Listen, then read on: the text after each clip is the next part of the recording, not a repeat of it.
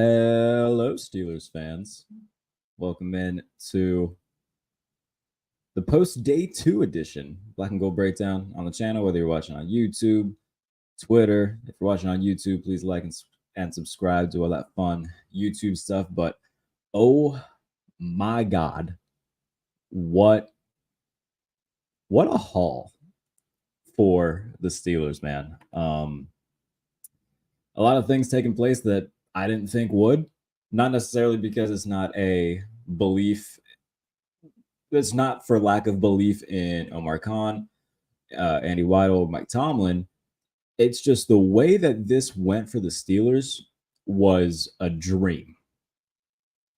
You look at how the board fell, even going back to round 1, where they stayed put at 20. There was a lot of murmurs that they would try to move up to the 12th overall pick with the Denver Broncos and try to get Quinion Mitchell, cornerback out of Toledo. They stay put. They end up getting offensive tackle Troy Fautanu out of Washington, which nobody expected him to get to 20.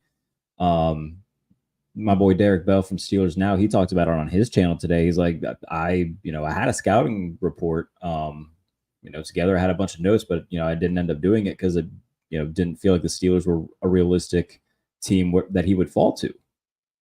So they, by luck of the draw, which is a theme of this draft so far for the Steelers, they end up with Troy Fautanu, who will either be their new left tackle or their new right tackle, depending on what they decide to do with Broderick Jones.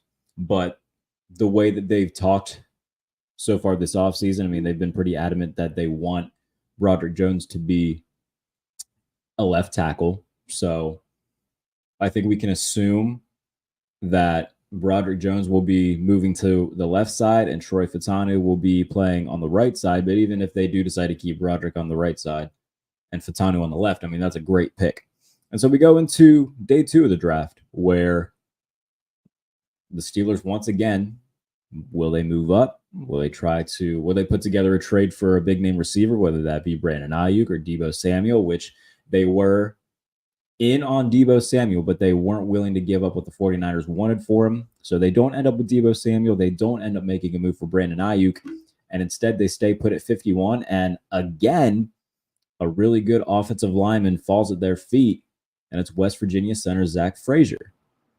And so, Steelers fans over the past couple seasons, we know the hell it's been up front. We were spoiled for a very long time as fans with great offensive lines, with David DeCastro and Marquise Pouncey. Al Villanueva was a Pro Bowler at one point. Matt Filer. That was a consistent for the Steelers for well over a decade, was good offensive line play. And then once Pouncey retired, once Filer left for the Chargers, there's a lot of turnover and needs that weren't addressed. And it's been an ongoing problem for the last 3-ish years. And if you go back to, 2021 and 2022, where, it's Dan Moore, Kevin Dotson, who never really panned out with the Steelers, but good for him. He had a really nice year last year with the Rams. There was Kendrick Green, Trey Turner, Chuks Okorafor, Mason Cole. The offensive line has been bad. And so you go from that to now the projected starting offensive line being Broderick Jones, Isaac Seumalo, Zach Frazier, James Daniels, and now Troy Fautanu. They've completely revamped the offensive line in a matter of 2 off seasons. Hats off to Omar Khan for cleaning up the mess that Kevin Colbert left behind. And the fact that they did it so swiftly, especially in the draft this year, where they go tackle center right away. Arguably the 2 biggest needs on the team are addressed with 2 of the best players at their respective positions in this class. And they didn't have to move up to do it. They stayed put, they waited, and they had 2 guys just fall to them. And my goodness, it couldn't have worked out better for them. Tremendous haul in the first 2 rounds, but they weren't done. Because as we get to pick 74, pick 75, the Jets had traded up and took a receiver. I think it picked was 70 or 68, 69, somewhere in there.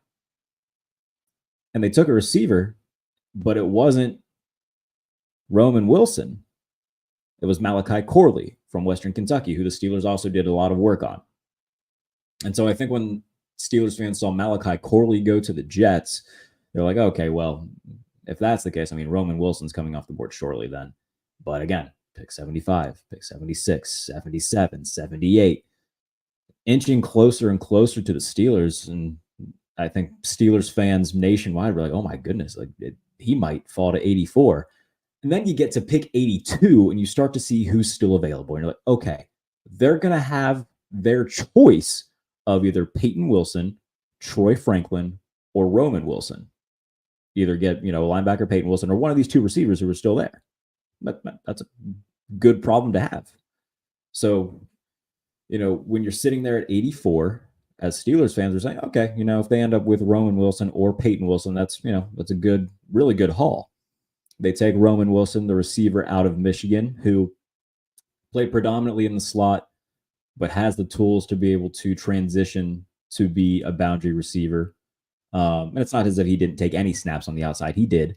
So now you've got a guy who is perimeter and slot versatile that you can move around.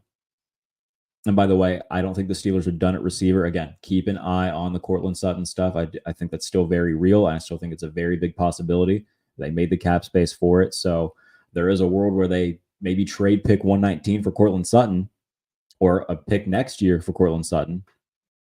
And then their top three receivers are Courtland Sutton, George Pickens, and Roman Wilson this year, with, I would say, Van Jefferson and Calvin Austin as the 4 and 5. And I think that there's a chance that Quez Watkins just doesn't make the team.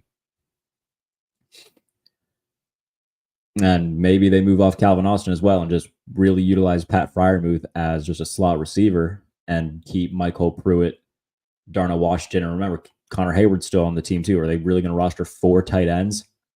It wouldn't shock me if both Quez Watkins and Calvin Austin aren't on the team next year. But that's a conversation for another time. So they get Roman Wilson. And then again, we kind of repeat the process. Like it's pick number 92. Okay, the Buccaneers there, they could use a linebacker. Why not? Oh, no? Okay. The Ravens. The Ravens would make sense. They just lost Patrick Queen to the Steelers. They'll probably take Payton Wilson. They do not. And then it gets to pick 98. And once again, by the football gods smiling down on the Steelers, the consensus number 1 linebacker in this class falls to them in the late 3rd round, and they get Payton Wilson. And talking to people at the Senior Bowl, there were multiple people who were like, he's the smartest defensive player in this draft class. And he had a great week in Mobile. He was one of the best players at the Senior Bowl. He was one of the best players in college football last year. Best coverage linebacker in the nation last year. Allowed a passer rating of less than 50, had 3 interceptions. PFF gave him an insane coverage grade. He was tremendous at being that, middle of the field ball hawk. I think he also had something like 40 run stops. Like he was absolutely tremendous. And so the Steelers just have that guy fall to them at pick number 98. By the way, a pick that was not originally theirs. It was the pick that they got from the Philadelphia Eagles for Kenny Pickett. So basically, the Steelers traded Kenny Pickett for Payton Wilson. And that is tremendous. And so overall, you look at these first 4 picks for the Steelers. If all 4 of them come close to reaching their respective potentials, this is one of the best draft classes in team history. Because if you have a franchise right tackle / left tackle in Fautanu, you got a franchise center in Zach Frazier, you get a long-term receiving option in Roman Wilson, and you get a guy who eventually can be the anchor of your defense in Payton Wilson. I mean, what more could you ask for in the first 2 days of the draft? This offseason as a whole, I think we're going to look back on it as Steelers fans and be like, oh my God, you remember the offseason of 2024 when Omar Khan just went ham and completely overturned this team and made them potential contenders. Even if they're not, a Super Bowl contender this year, which again, I don't necessarily right now think they are. just because we don't know what Russell Wilson and or Justin Fields will look like. We have to see games before we can really talk about Super Bowl and whatnot. But if these are the seeds that are planted to eventually, in a few years down the road, maybe next year or the year after, where we really start seeing the Steelers back in contention, we're going to look back on the offseason of 2024 as the year in which the foundation was laid. If you want to say 2023, a little bit to that extent, but I think after moving off of Pickett, really just starting this new era and drawing a line in the sand and saying the Kevin Colbert years are gone. This is now Omar Khan's organization to run. We're going to look back on the offseason of 2024 as a really important offseason in the history of the Steelers.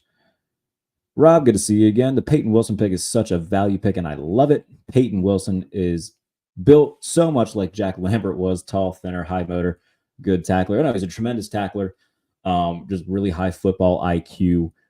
Overall, just incredibly smart, really instinctive. And having a guy like that, I wouldn't be surprised, as long as he remains healthy, because the reason that he slipped was because of his medical history. He's had a lot of knee issues in the past that kind of plagued him in his college career. One of his knees doesn't even have an ACL in it anymore. So, if you think about it that way, you can't tear your ACL if you don't have one. I'm not a doctor, so I don't know what went into that type of process. But it wouldn't surprise me if next year it's Payton Wilson, Patrick Queen as your two starting off-ball linebackers. Now, it doesn't mean that they can't bring back a Landon Roberts and have him as more like a predominant run-stop situation type of guy. But I think that if Wilson lives up to his potential, man, that's a starter, and he can be a potential anchor for your defense. And the fact that they had that happen to them when they don't know if and when Cole Holcomb's going to come back, Quan Alexander's a free agent, Miles Jack's a free agent, they got a guy who is the best linebacker in this class and can potentially be a leader of this defense for years to come. Noah, good to see you. We talked about it. 6 quarterbacks before the Steelers picked, then went with the nasty tough guys. Corner at 119 tomorrow, and we're looking amazing. Yeah. Again, I still think that it's very possible they make a move for Courtland Sutton, and it might involve pick number 119. But if it doesn't, and they can give one of their 6 this year and like a day 3 next year, hey, man, take a corner at 119. That's great. That's tremendous. If they're able to do that, then they've hit all of their needs, which was a big worry coming into this draft. It's like, okay, they have the picks, but if they make any sort of trade, there's going to be at least one need that they don't address whatsoever, and they're going to have to go back to the well in free agency to try to patch that hole. And it's not to say that every position is going to be great. Obviously, that's, very rarely the case, if ever the case in the NFL. But yeah, if they hold on to pick number 119 and take a corner that ends up being good, that's 5 for 5 in a draft class, man. And the incredible rarity of that is, I might actually do a piece looking back of all-time draft classes for every team in the NFL, not just the Steelers, but of teams that have hit on 4 players in a draft. The Steelers did in 75 or 74 when they had 4 Hall of Famers in that class. Obviously, that's still regarded as arguably the greatest draft class of all time for any team. I might actually do a piece looking back to see if there's anything similar to that, because I don't want to be hyperbolic or anything like that, but this looks like a team or a draft class that could be incredibly special. Noah says, if we don't get Sutton, use that money from Highsmith and get Boyd or Justin Simmons. I think that the selection of Roman Wilson kind of takes Tyler Boyd completely out. They're too similar of players where the money for Tyler Boyd wouldn't warrant it. Mark Caboli of The Athletic also said that those talks have basically died down, and it's probably not going to happen. So I would rather, them. I guess you said if they don't get Sutton. I think that Sutton's probably the best move right now. Doesn't look like the Ayuk stuff's going to take place, which, whatever. That's fine. Justin Simmons is interesting. I wouldn't hate that whatsoever. It just depends on what the money would be. That said, they did clear up the cap space. It would more than likely just be a 1-year deal with maybe an option for next year, but my guess is it would just be a 1-year deal for Justin Simmons. And look, what would that deal look like? Would it be 1 year, $9 million? Would he be okay with taking that? Because at his age, he's not getting a long-term deal. So that would be something to pay attention to. And look, if they do, do like a 1 year 9 million, 1 year 10.5, something in that range, that still leaves them with a little bit of space to make another move. Rob adds, I grew up in the 70s, Steelers, and this draft has potential of being there with the 74 realm. Of course, we want that for 20 years or more. Yeah, of course. It's I wasn't born until 98, so obviously I didn't see all of the 70s. I wasn't alive to witness it firsthand. But in terms of that draft class, like I said, it's obviously regarded as one of the best in NFL history, if not the best in NFL history. And I don't want to be hyperbolic with this draft class because we haven't seen them play it down yet. But just speaking in terms of on paper, their potential, if all of them live up to their respective potentials, man, that's a tremendous haul. And especially if they get a guy at 119 at corner, or just anybody that can be a difference maker. And if they go 5 for 5, that's so incredibly rare, where we will look back on this draft for the Steelers for a very long time. Noah adds, might be a 2-year $20 million deal to get it done. Boyd's number will drop now that the draft, all these receivers are being taken. Gilmore is also an option for some of that money on a 1-year deal. Stephon Gilmore is a fun name to ponder. He's a little, I think, is he 33 now? Like he's older.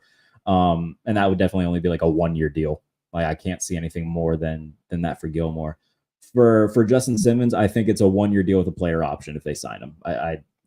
2 years, I would be surprised. Again, I've been wrong before. I'll be wrong again. So I'm not afraid to admit when I am wrong. But I think it would be a 1-year deal with maybe an option, and it might not even include an option. So we'll have to see about that. But if they would do a 2-year deal, more than likely they would try to tie a lot of it up into roster bonuses and incentives and things of that nature, where Simmons could earn more money. Rob says the cap space technically is used to pay draft picks and UDFA players, but Steelers like to take $5 million in season for emergency signings.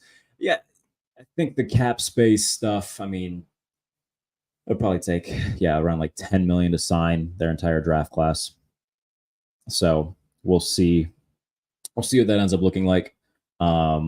If they keep both of their 6th-round picks too, if they trade that away for maybe like a 5th next year. Again, it'll all depend, but I don't think that they make that type of space right before the draft without thinking that they have a move in mind to make. And again, there's still other ways that they can create cap space. Like they didn't do anything with TJ Watt's contract.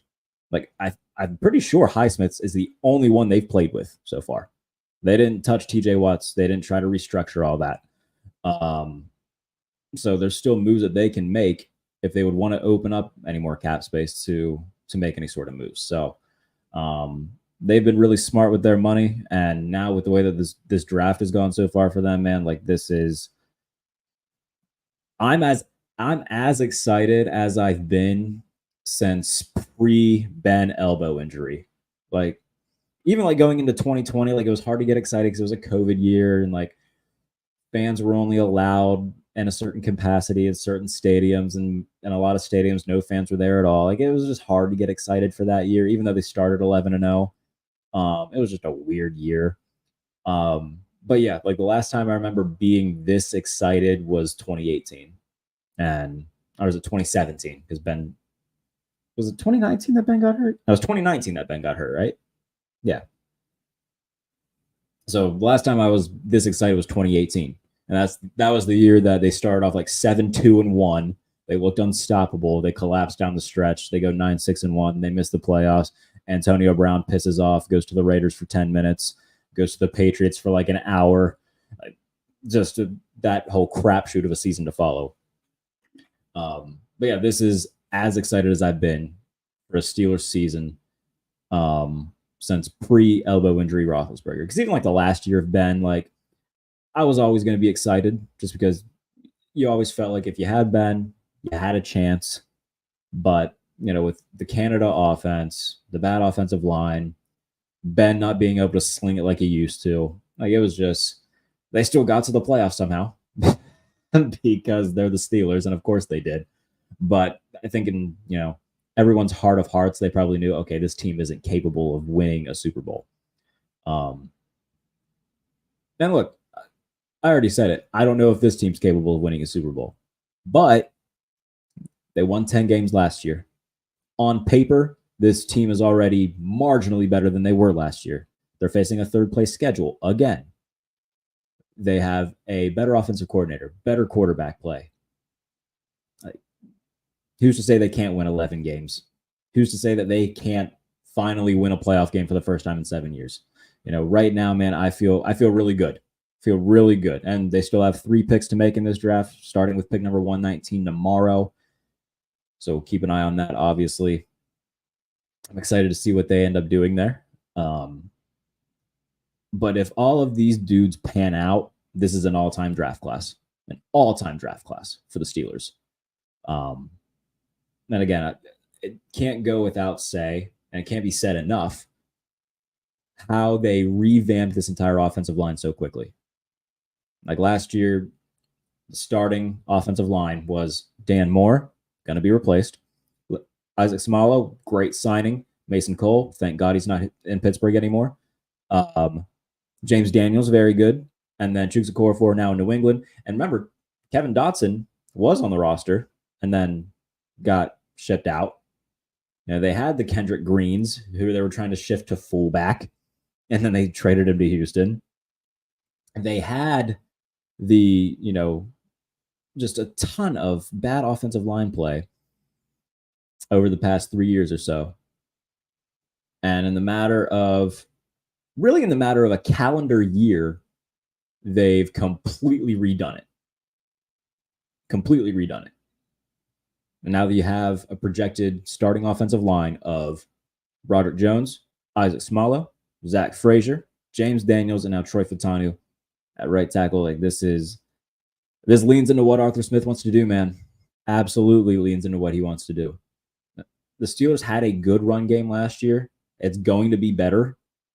And this is going to be a team that, hey, they're going to put 2 tight ends on the field. They're going to hit you with heavy personnel early on and try to set up those 2nd and 2, 2nd and 3, 2nd and 1s where they can hit you with play action and either get a crosser across the middle and get some nice yardage, or a few times a game, they're going to let it fly to George Pickens downfield.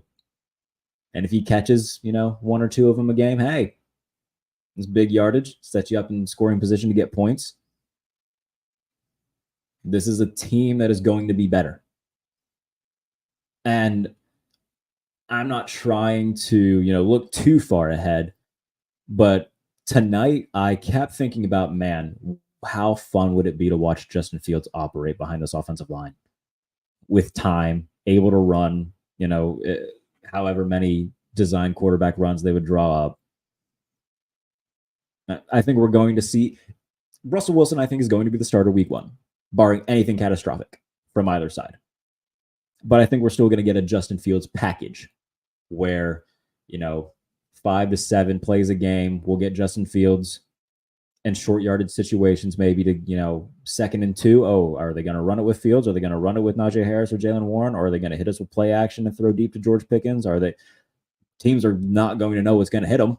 They got to be ready for anything. So I think there's going to be a Justin Fields package at the very least.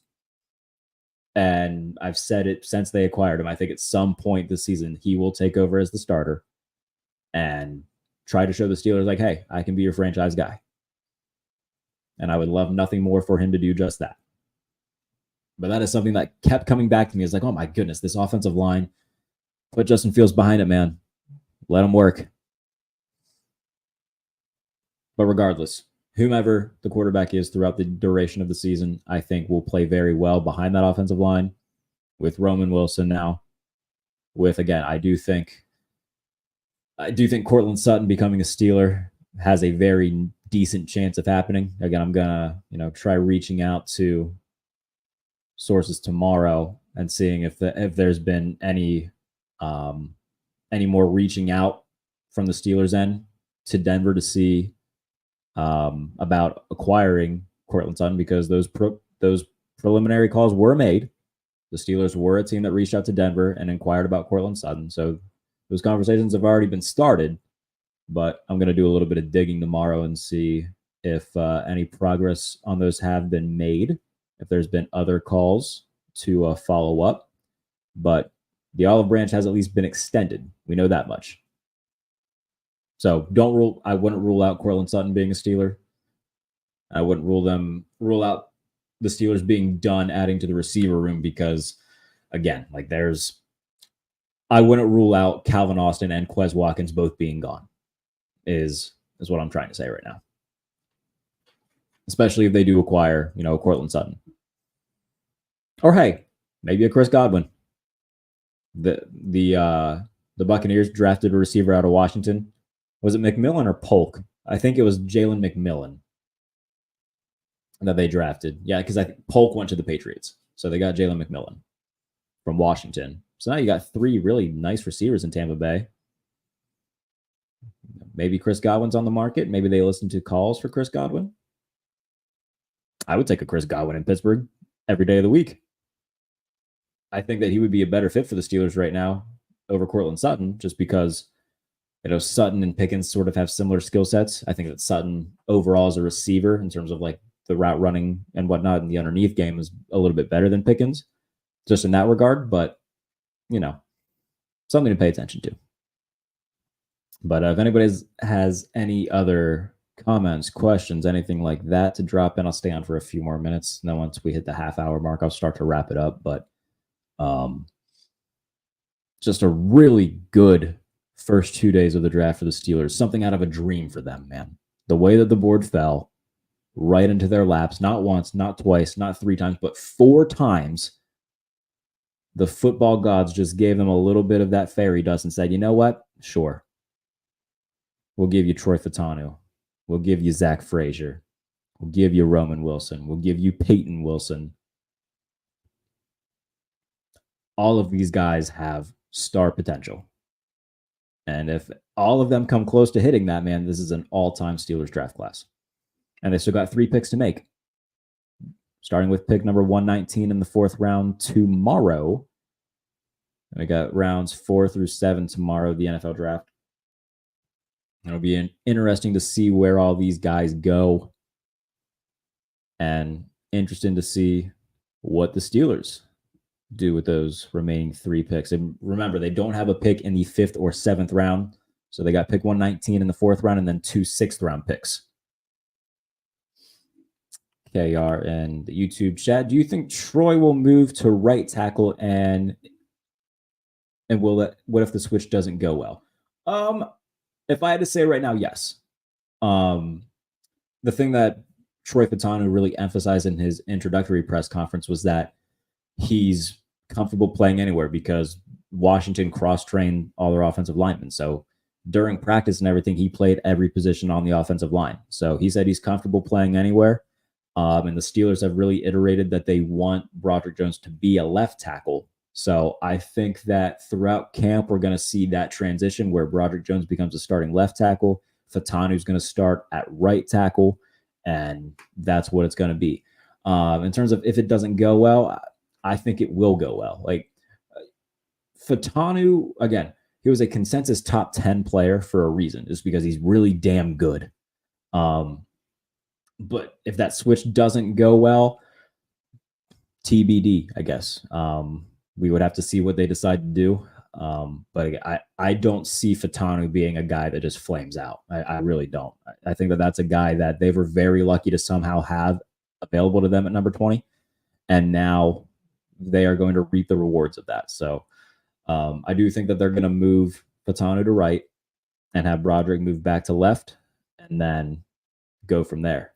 But if Dan Moore is starting week 1, I will personally drive down to the south side and I will be asking questions because that would be absolutely catastrophic.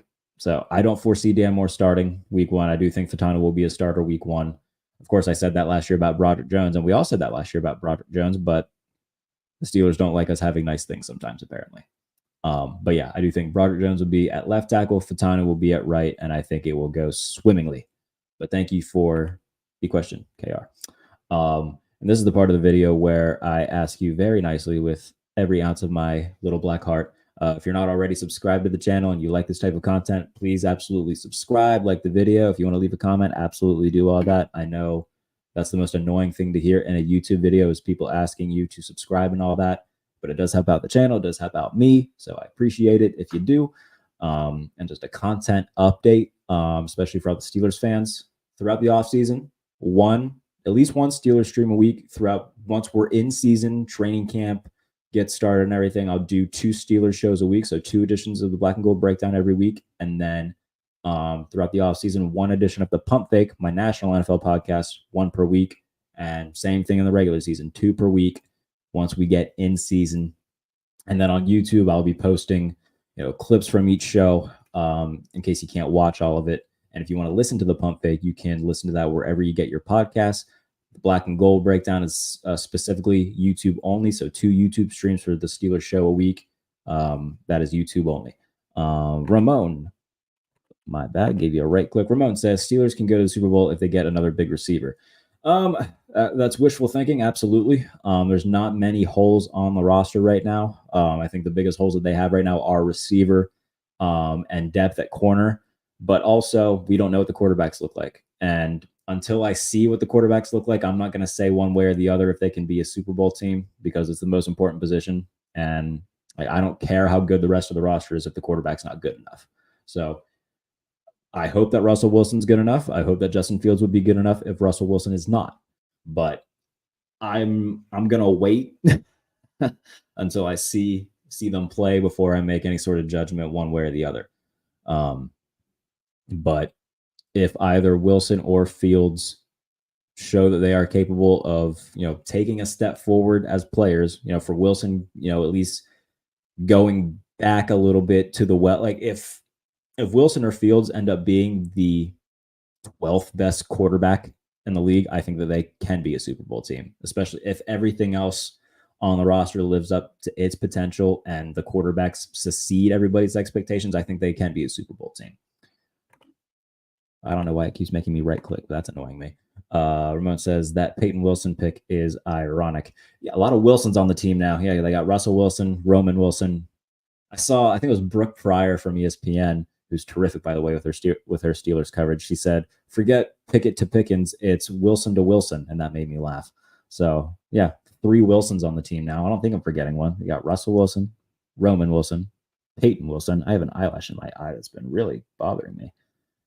Am I forgetting a Wilson? Is it an obvious one if I am forgetting a Wilson? I don't think I am. KR, do you think Arthur Smith will incorporate more gap power run concepts into his offense, given the number of talented pullers versus heavy wide zone in his prior offenses? Yeah, I mean, if you go back and watch those Titans team, it was Derrick Henry outside zone, and it was 9 yards per attempt damn near. So I would think so, because if we remember last year, Broderick Jones was really good at pulling. And now you have Zach Frazier, who's really good at pulling. So I think that Arthur Smith is a smart enough offensive guy where he can see that and say, okay, we can incorporate some of that stuff into the offense. But I do also think it's still going to be, an offense that relies on those outside zone runs. And we're going to see a lot of that with Najee Harris and with, Jaylen Warren.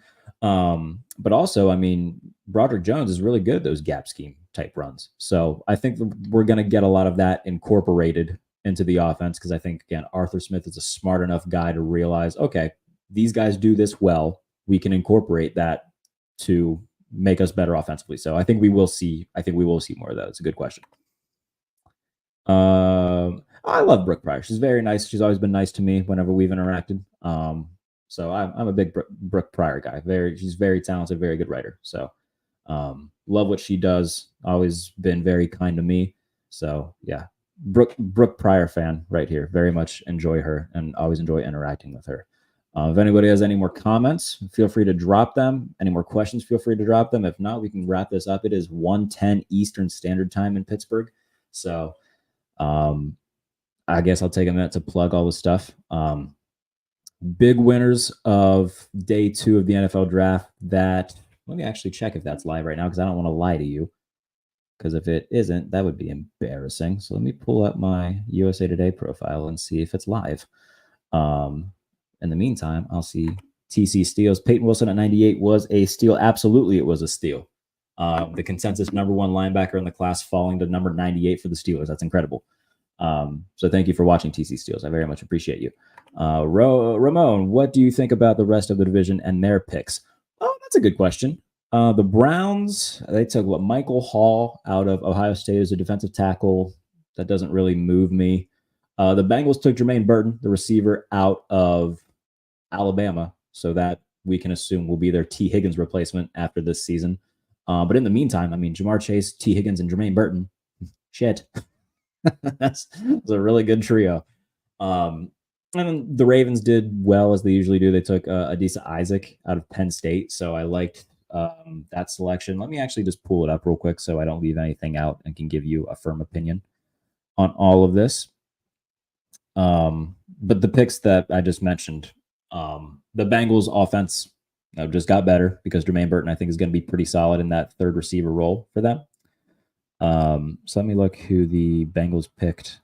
So they took Chris Jenkins out of Michigan. The Bengals did a defensive tackle. That's going to be their DJ Reader replacement, who's now in Detroit. I think that's a really good pick. The Steelers, I do believe, had him in for a visit. So that was a good pick by Cincinnati and maybe a little bit of a snipe because, if he's there at 51, maybe the Steelers take him instead of Zach Frazier. But I'm glad that it went the way it did. Yeah, the Browns took Michael Hall, defensive tackle out of Ohio State. I'm not going to pretend to know a ton about him. Again, I've said this before. I'm very much, a casual college guy when it comes to this. I don't start really diving into these guys until January when I go to the Senior Bowl. So don't know too much about Michael Hall, but any sort of Big Ten interior defensive lineman is usually, and he goes in the second round, he's probably pretty good. So let me look at the third round here. If I can find where all of these teams pick. Yep, Jermaine Burton for the Bengals at pick 80, and then Zach Zinter, the guard from Michigan, goes to the Browns. So I assume that he'll be taking over once one of these guys goes via free agency. I don't know what is Jack Conklin still there? I don't know the Browns offensive line like the back of my hand. But I think Zinter, their plans for him is to eventually be a starting guard. And then, the Ravens took Adisa Isaac out of Penn State. The Ravens love them some Penn State edge rushers, don't they? Because they took Odafe Owe a couple years ago, and now taking Adisa Isaac. I feel like they've taken. Is there another Penn State guy that they took recently? I might be wrong there. I would have to go back and look. But yeah, they seem to love their Penn State edge rushers, do the Baltimore Ravens. And then the Bengals took McKinley Jackson. So they took two defensive tackles on day 2. McKinley Jackson's a guy I really like, actually. In terms of the few defensive tackles that I am aware of, he was one of the ones I was like, okay, McKinley Jackson, pretty good. So I think the Bengals have a clear idea in mind, and that was to replenish what they lost on the defensive line and get a guy to eventually replace T. Higgins. And in the meantime, can be a good third option because also Tyler Boyd's not going to be there anymore. So unless they do bring back Tyler Boyd on like a 1-year deal where he can be the fourth guy. Can you imagine going 4 wide against the Bengals and you have to try and cover Jamar Chase, T. Higgins, Jermaine Burton, and Tyler Boyd? I think this is the year where the Bengals just really go balls to the wall and try to win a Super Bowl. And it's not to say that their window will close after this year because as long as you got Burrow and Chase, you're going to be in it. But this feels like the height of the likelihood that they could win one before T. Higgins leaves. KR, what does Omar go after on day 3? Slot corner, maybe outside receiver. I think that Cortland Sutton's still very much on the table to try and get via trade. I don't know if it would take, a 4th round pick this year or a pick next year. But I do think that's still very much on the table. Slot corner, yeah. I mean, we could see a pick like that in round 4 with pick number 119. I hope. Well, I shouldn't say I hope because Corey Trice was a 7th round pick last year, and a lot of people were really excited about him. So, my guess is if they don't trade pick number 119, they take a cornerback. So it just depends on which one's there. But I wouldn't rule out a trade for a veteran receiver. And like we talked about earlier, the Buccaneers just took Jalen McMillan out of Washington, so they've got 3 receivers right now. Maybe they're willing to move on from Chris Godwin. That's something to pay attention to as well. TC Steele says our O-line is solid and will be great for years. I think so too, man. Like they've in a calendar year, they've completely revamped it, and that's tremendous. Tremendous job by Omar Khan and Andy Weidel as well. was early for Michael Hall. Yeah, I think that was the consensus that I saw too when watching the draft. Ramon says, my only concern was that the other teams don't move the needle more than the Steelers. They've killed it this offseason, top 10 level moves. The Steelers need a big-bodied receiver and a defensive back. Defensive back wise, I like the addition of Deshaun Elliott at safety. I think that, that's a guy that can come up. I've said it all offseason too, by the way. I think that there was a bigger picture in mind when adding Patrick Queen and Deshaun Elliott. They're both good in their own respects, especially Patrick Queen, adding him at linebacker. But now that takes a lot of the stuff off Minkah Fitzpatrick's plate that he's had. He's had to wear a lot of hats over the past few years. So now he can just focus on playing center field, intercepting passes. Well, if they need somebody to hop up in the box to help against the run, guess what? Deshaun Elliott can do that. They need somebody to really patrol the middle of the field. Guess what? Payton Wilson and Patrick Queen can do that. Minkah can just sit at center field, read the quarterback's eyes, get a bunch of interceptions, do what has made him a 3-time All-Pro, which is be the best in the game at doing that. TC Steele says, still think we need another big-time receiver. Yeah, added the Cortland Sutton. So a source told me that the Steelers reached out to Denver about Cortland Sutton and inquired about, what they would need to at least open up conversations about potentially making a deal for Cortland Sutton. There were multiple teams that reached out, and I was told that the Steelers were one of them. So those conversations have been started. And it's something that I think definitely pay attention to, especially because it does not look like the Brandon Ayuk trade will get done. And that's something that Steelers fans have been paying attention to for the better side of a month. But again, I think that Cortland Sutton, pay attention to that. I would say by the end of the weekend, that's something that could very well be done. So pay attention to that. Robert says, I think Corey Trice will come back strong. I hope so. I mean, that's a guy that had a lot of hope coming into the season last year. A lot of people were surprised that he made it to the 7th round and the Steelers snapped him up, unfortunately, towards ACL in camp. So hopefully he comes back really well. I will be in Latrobe several days for training camp. So again, and I'll also be doing live reports on here. So if that's something that you're interested in, absolutely subscribe to the channel, and I will be giving daily reports from Latrobe from the days I'm there, especially throughout like the first week. I'm going to try to go every day in the first week, and then, sparingly throughout the rest of the time, but I'll be there often enough. And if you want the written content as well, please do subscribe. Go and read the stuff at behindthesteelcurtain.com. All the draft coverage that we've done so far, all the, draft coverage, the opinion pieces that I've done. Absolutely, subscribe to the channel, read the written work at Behind the Steel Curtain and USA Today to keep up with all of it. Off first instinct, people don't understand. We'll still address wide receiver after the draft, but what do you think about still getting Justin Simmons that would be considered going all in on defense? I still think that's possible. I talked about it a little bit earlier. I think it would be like a 1-year, $10 million deal, or like a 1-year, $8.5 million deal with incentives to get it up to like 10 or 11. Oh, excuse me. I still think it's possible. I think that because the safety class was so deep this year, it hurt it. It inadvertently hurt all the guys because there were so many of them where unfortunately they kind of were taking money out of each other's pockets because it was such a vast and deep free agent safety class. So I think that he was just kind of waiting for a bigger money deal. But if they can do, a 1-year, $8.5 or $9 million deal with incentives to get it up to 11, I think that that's fine. What was the other part of your question? Receiver after the draft. Again, pay attention to the Cortland Sutton thing. It wouldn't shock me if it happened. By the way, I want to make it also very clear. I'm not sitting here saying that a Cortland Sutton trade is 100% happening, because I got John Friskella the other week saying that I said something that I did not. So I'm not reporting that a Cortland Sutton trade is 100% happening. I'm merely pointing out that the Steelers made the call to Denver and inquired about it. That's all I'm saying. Two Shiesty says, draft corner next? Yeah, I think that if they don't trade the pick, then cornerback will be the pick, especially because they need somebody at the nickel. Cornerback for depth, yeah. Right now they got Joey Porter, Dante Jackson on the outside, Corey Trice, Darius Rush. That's about it. They need somebody else. Talon Baker, what do you think Why do you think Troy Franklin's fallen so far? My thought is this. When we do all these mock drafts and stuff of that nature, and PFF does their rankings, Pro Football Network does their rankings, they see some players differently than the league does.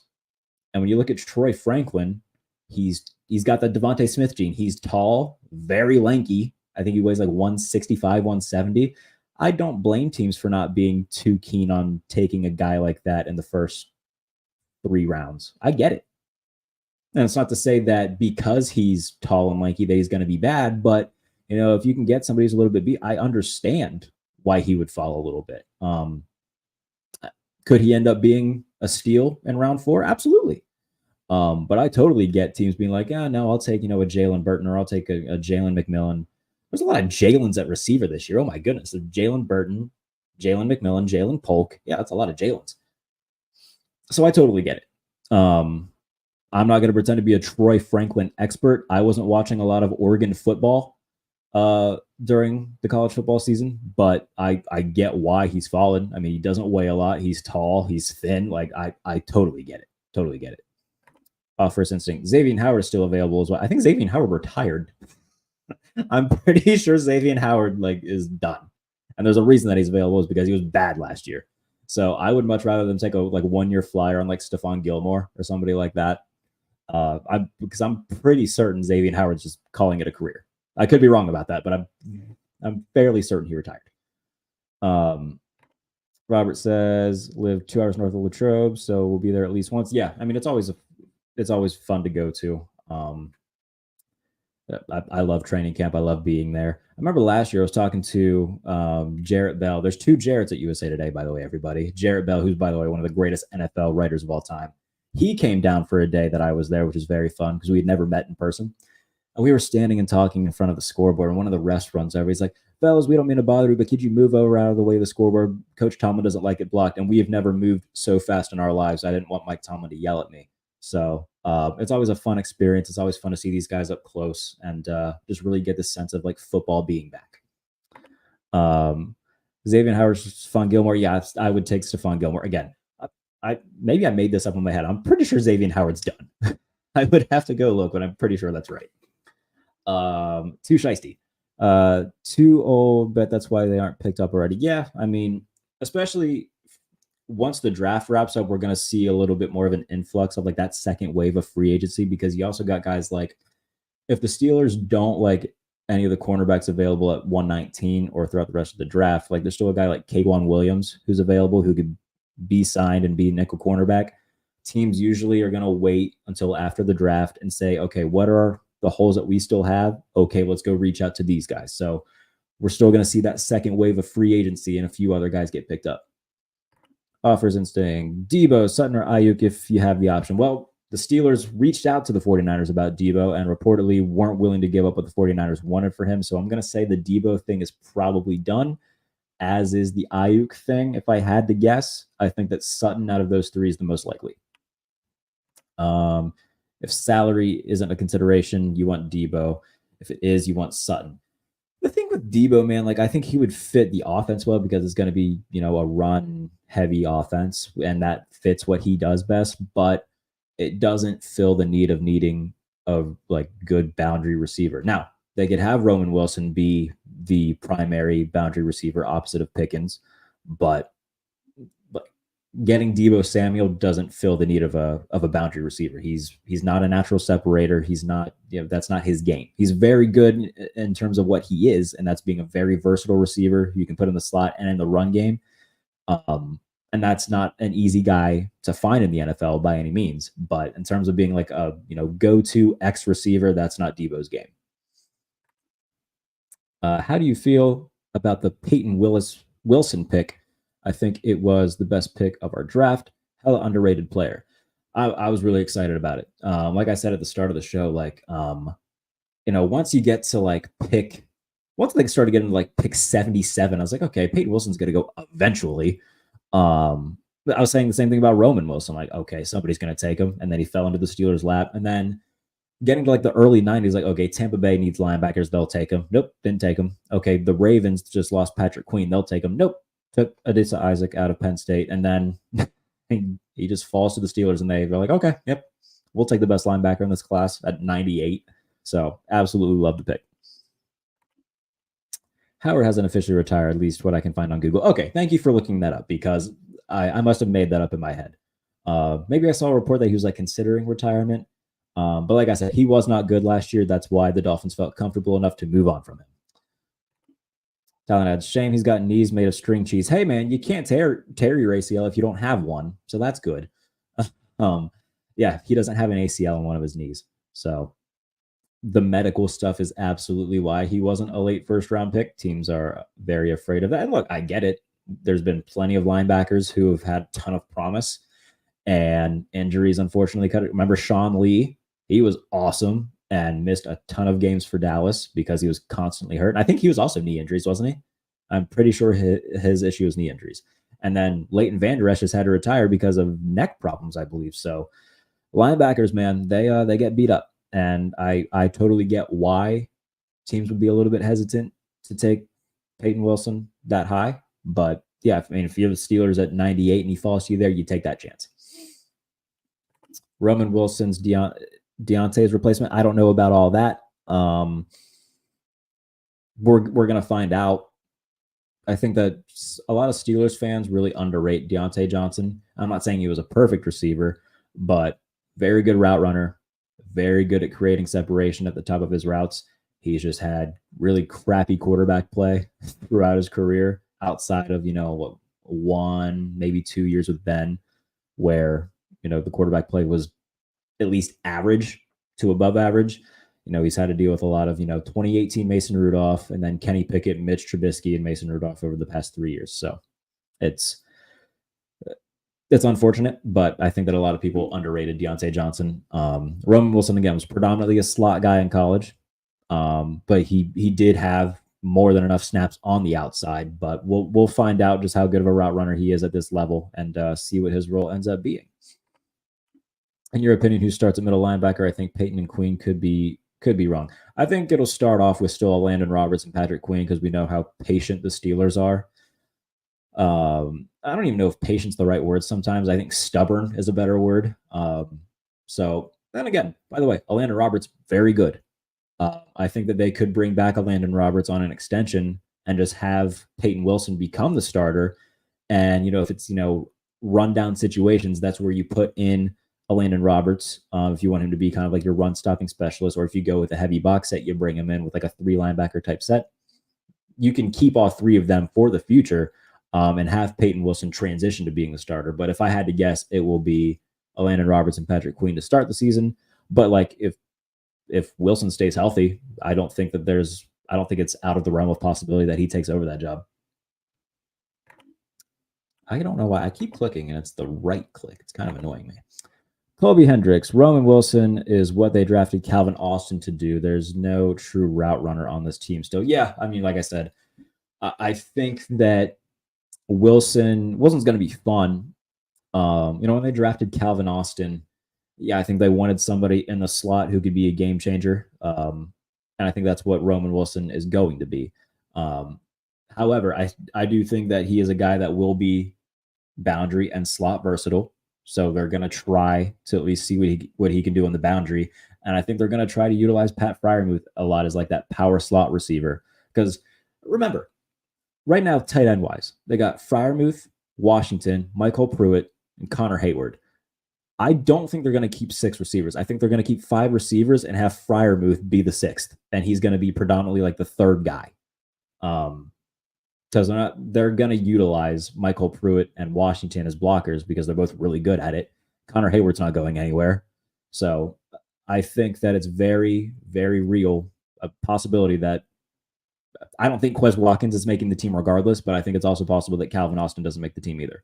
So they did this in 2020 where they kept 5 receivers, and I think they just kept an extra tight end because they were using Eric Ebron basically as a receiver. So I think that we could see something similar to that.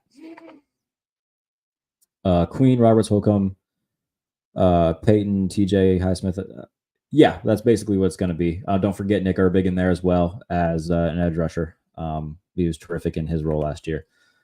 I reckon maybe Calvin Austin goes now that his kick. Yeah, exactly. That they've signed Cordero Patterson to do the thing that Calvin Austin does. So I think that if I'm guessing right now, they're going to get a veteran receiver, and the receivers are going to be veteran receiver, who I think is going to be Cortland Sutton, George Pickens, Roman Wilson, Pat Fryermuth, Van Jefferson, and that's it.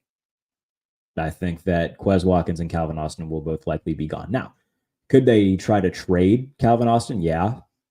Even if you only get, a 2025 day 3 pick and return, okay. It's better than releasing him getting nothing. And I'm sure somebody would like to. I mean, he's a fast guy. He's good at returning kicks. Like, he'll have a market. You're not going to get anything crazy in return for him, but it's better than releasing him getting nothing. Do you know any defensive lineman we could get at this point, or is that something to look at next year? No, I do not.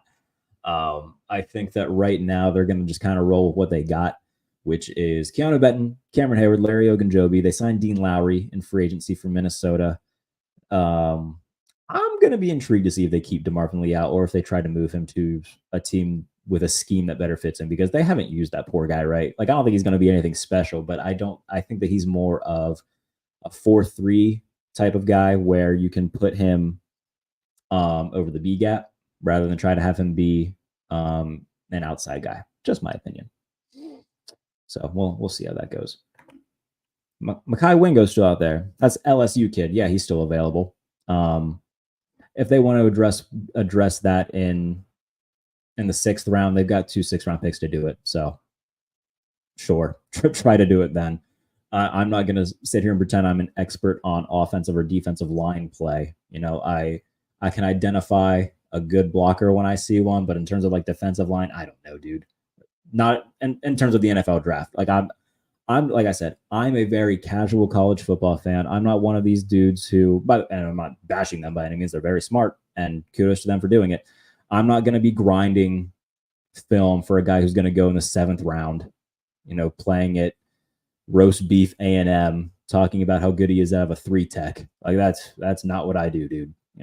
Fortunate enough to make a living writing about the NFL, but grinding tape for a guy who's going to be drafted in the 6th round, that's not what I do. So in terms of defensive line expert, I'm not your guy, unfortunately. So we'll see. Thoughts on tomorrow? If they don't trade the pick for a veteran receiver, I think that pick number 119 is a corner. God only knows what they're going to do with the 2 6th-round picks. I really don't care what they do with the 6th-round picks, if I'm being perfectly honest. Like, it's 6th-round picks. Could they turn into something? Absolutely. Antonio Brown turned into something, but they'll probably use one of them on a defensive lineman. And what will they do with the other one? I don't know. Maybe a running back, because you might lose Najee Harris or Jalen Warren in the next year or 2. So, I mean, if like a Dylan Loeb out of, I think he went to New Hampshire, is there, that would be a fun pick. Or who's Kamani Vidal out of Troy, that would be a fun pick. So that's something to watch for. Talon, where do you think Spencer Rattler ends up? The Giants. I think that would make sense for me. I wrote about it in USA Today. That was one of my bold predictions for today, is that he'd get signed by the Giants or drafted by the Giants, and he didn't. So the Giants made me look foolish, but I think that the Giants would be a team that makes sense. I think that I tweeted about it during the draft. I was like, please let the Cowboys draft Spencer Rattler just for the chaos. So I think that this is probably going to be Dak's last year in Dallas. I talked about that. I think it was the last episode of the Pump Fake, which you can watch on this channel or go listen to wherever you get your podcasts. I think the Giants make sense to me because you can't hitch your wagon to Daniel Jones year 5 or 6 of Daniel Jones. If you're Brian Dable, it's going to get you fired. I think the Raiders are a team that would make sense. I think that would be fun. Good Lord, what a quarterback room. That Gardner Minshew, Aiden O'Connell, and Spencer Rattler. That would be fun. Oh, that's funny. Yeah, the Raiders, I think, would be the most fun. I think I would like to watch that. And hell, he might play games at some point this season, because one, they hired Luke Getsy as their offensive coordinator, which was stupid. They hired Tom Telesco as their general manager, which is stupid. I think the Raiders are going to be terrible. Here's a prediction I'll give you. Davante Adams will get traded at some point this season. At some point. Before the trade deadline, which, by the way, got moved up to week 10 now? Which was a Steelers rule that was proposed, that they move up the trade deadline. Maybe it was week 9. It was week 9 or week 10, because it used to be week 8. So the trade deadline got moved up. So that's my bold prediction for you, is that Davante Adams gets traded. And before somebody puts in the comments, I think he has a cap hit of like $30 million this year. That would be hard to pull off, but not impossible. Of course, they could restructure money. You know what? Fine, I'll look, because now I'm curious. What's Davante Adams' cap hit? It's a lot of money. It's a lot of money. Now, the Raiders could, if the Steelers give him like a second round pick, and we're like, you're going to eat half of this money so we can afford this, then it could be pulled off, I'm sure. But just because I don't know off the top of my head what his cap hit is, I'm going to look at it. Davante Adams, once Spotrac loads. His cap hit this year is, 25.3. Okay. Well, that's less than what Deebo Samuel's is, and they tried to get Deebo Samuel, so they could maybe try to trade for Davante Adams. That would be fun. That would be fun. I haven't heard anything about that, but I also don't have any sources inside the Raiders building or any player there. So, but that would be fun, wouldn't it? Davante Adams? Colby, I don't know if you went over this or not, but with Smith at OC now, do you think they will still be passive with the new lineman and let Dan Moore start? No. I would be tenfold more surprised than I was last year if Dan Moore starts. Like, you got Broderick Jones, who's absolutely going to be starting, and you got Fautanu, who is very clearly already head and shoulders better than Dan Moore. I would be very shocked if Dan Moore starting. So my projected starting lineup for the offensive line is from left to right: Broderick Jones, Isaac Seumalo, Zach Frazier, James Daniels, Troy Fautanu. That's what I'm guessing happens. Rattler, I think, goes to the Raiders. Yeah, I hope so. I'm talking myself into that at this point. Giants or the Raiders would be my two best guesses. Let's go division by division. Let's play the Spencer Rattler game. It's like what's that game show? The Matchmaker. Is that a game show? AFC North, I don't think so. Steelers, no. Ravens, no. Browns, no. Bengals, no. AFC East. Dolphins would be funny. That would just be like, yeah, Tua, we very much clearly see that ceiling that you have. But I alluded to it earlier. I think Dak Prescott, if I'm looking forward, like very forward right now, if I'm guessing, I think Dak Prescott's a Dolphin next year. But Spencer Rattler to the Dolphins would be funny. Bills, no. Jets, maybe. They don't have an Aaron Rodgers succession plan or a competent backup, unless they got one and I didn't know about it. Patriots, I don't think so. They just drafted Drake May. I think that would be dumb to add Spencer Rattler. AFC South, Jaguars, no. Titans, no. Texans, no. Colts, no. AFC West, Raiders, maybe. Chiefs, no. Chargers, no.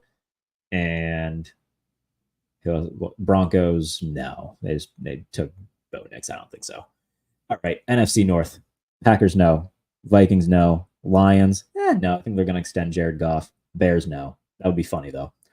NFC East, Eagles, no. Dallas, maybe. Please, cross my fingers. Giants, I think, is very realistic.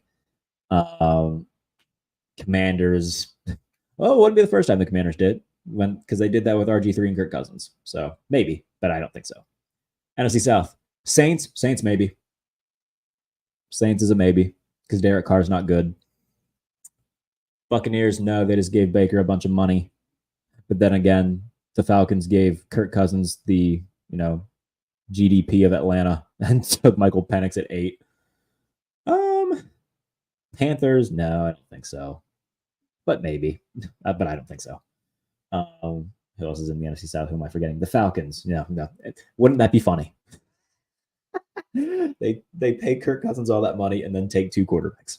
That would be great.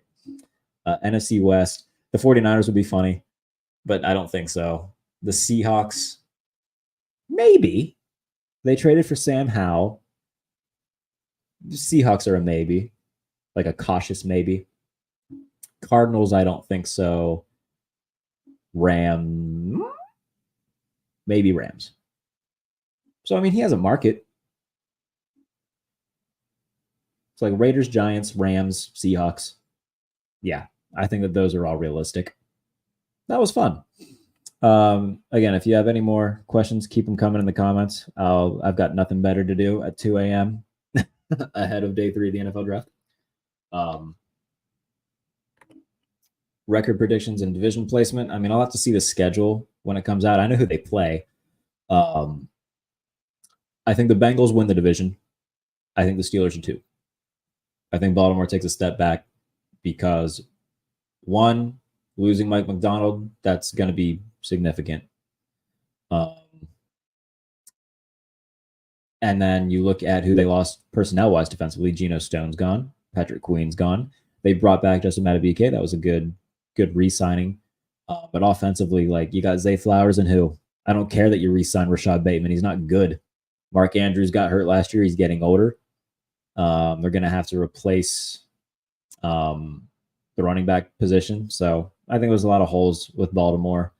And I think I said it, I wrote about it in USA Today. I think that their Super Bowl window is very much closed. I think that last year was their best chance of getting to a Super Bowl with Lamar Jackson, and I don't think so. Excuse me, my goodness. I'm in the UK, so 7 a.m. over here. Well, that's very nice. I watch a lot of UK YouTubers talk about wrestling, so I'm a big wrestling fan. So shout out to my friends at Wrestle Talk. I'm thinking 11-6. I think 11 wins is probably where I'd land. I'd be a little bit hesitant to go more than. I'm always hesitant to go more than 10 wins with a team that has question marks at quarterback. That's kind of my golden rule. So if I'm worried about your quarterback position, I don't care how good the rest of your roster is. You're capped at 10 wins for me. But with the Steelers, they won 10 games last year with really horrible quarterback play, and they've upgraded their roster a ton, including quarterback play. So I think that that's 11 wins is fine for me to say right now. We'll see when the schedule comes out what my final thoughts will be. Okay, guys, I think I'm going to get out of here because I am tired. But if you're not already, subscribe to the channel. Please do so. It's almost 2 a.m. and you owe me that. But I appreciate you sticking with me throughout the past hour at almost 2 a.m. It's very kind of you. Be back tomorrow to recap day 3. So again, subscribe to the channel to be notified when I go live. Go read all the written work at Behind the Steel Curtain. It's not just me over there. I mean, my entire staff has done incredible. So go read all of the draft content for the Steelers at Behind the Steel Curtain. Go read all of my written work at USA Today. I did my big winners for day 2 of the NFL draft. That is live right now. You can go read that at Touchdown Wire for USA Today. And yes, please like, subscribe, do all that fun YouTube stuff. There's a couple more that came in, and I'll talk about it real quick before we get out of here. Who do you think will thrive more in Arthur Smith's offense, Wilson or Fields? I think once Fields does become the starter, because I think he will become the starter, he'll play well. He'll thrive. Justin Fields starts, he can win with the receiver room that's not complete. Yeah, I think that Fields right now is the more talented quarterback, but Russ will start. And like I said, it's almost 2 a.m. Subscribe, damn it. You owe me that.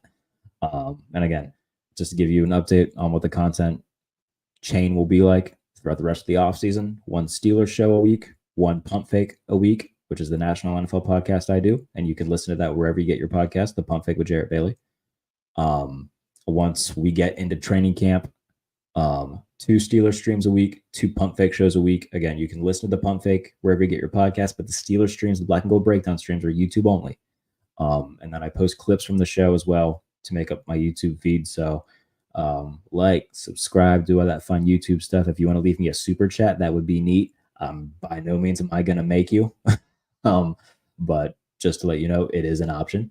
I was thinking about making, because YouTube gives me the option of doing the sort of like a Patreon where you can have a paid tier for paid subscribers. If you guys would want something like that, where I do exclusive Q&As or stuff of that nature for $5 a month, maybe. I think the minimum you can do is $3. I would probably just make it $3. But if that's something that you guys would subscribe to, I would do it. Just let me know what you would want me to do for that content.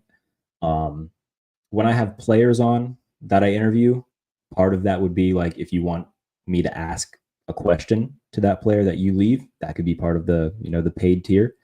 Like I said, Q&As would also be part of that. Let me know what you would like as part of that, because that's something that if there's a market for it, I'll do it. But if not, then, I'm not going to put the effort into for, $6 a month if only 2 people are into it. But if that's something that, gets a lot of attention, then I'll do it. But we'll talk about that another time. Like and subscribe, do all that fun YouTube stuff. I appreciate y'all for sticking with me for, an hour and 10 minutes at 2 a.m. Appreciate you guys. And I'll be back tomorrow to talk about day 3 of the draft for the Steelers and go from there. Appreciate y'all. See you soon. Here we go.